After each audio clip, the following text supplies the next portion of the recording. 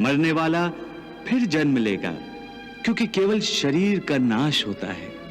शरीर के अंदर जो आत्मा है वो कभी नहीं मरता।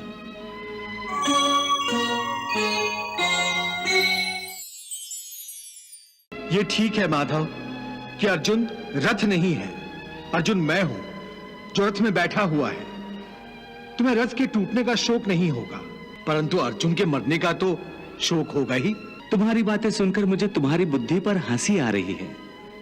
अपनी तरफ से तुम बड़े पंडितों और ज्ञानियों जैसी ऊंची ऊंची बातें कर रहे हो, परंतु तुम्हें यह पता नहीं कि जो सचमुच ज्ञानी होते हैं वो ना उनका शोक करते हैं जो मर गए हैं, और न उनका शोक करते हैं जो अभी नहीं मरे हैं, क्योंकि वो जानते हैं कि जो मर गया है वो फिर जन्म लेगा, और जो अभी जीवित है वो अवश्य मर जाएगा।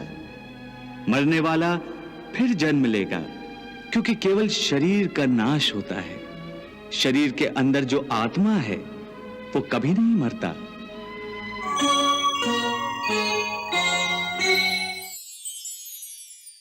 हे पार्थ, इस संसार में दो ही वस्तुएं हैं, एक शरीर और दूसरा शरीर में रहने वाला शरीरी।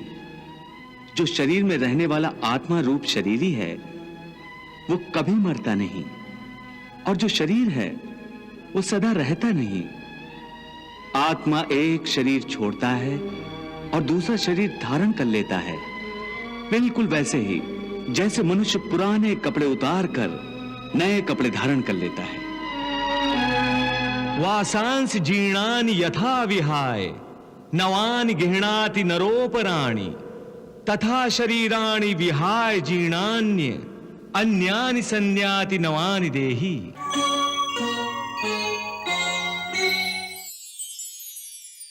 केशव, तुम्हारी बातें मेरी बुद्धि को भ्रम में डाल रही हैं। तुम दो बातें एक साथ कह रहे हो जो परस्पर विरोधी हैं। तुम कहते हो कि शरीर मर जाता है, परंतु शरीर का एक हिस्सा जिसे आत्मा कहते हैं वो नहीं मरता।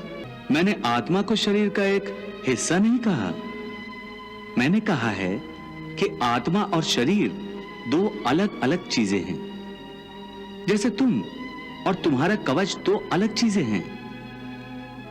तुम्हारे कवच के दो टुकड़े हो जाएं तो उसका यह अर्थ नहीं होता कि अर्जुन के दो टुकड़े हो गए। उसी प्रकार मनुष्य का शरीर और उसकी आत्मा दो अलग अलग वस्तुएं हैं। यूं समझ लो कि जिस रथ में अर्जुन बैठा है वो रथ अर्जुन नहीं है। अर्जुन तो वो है जो रथ में बैठा हुआ रथी है।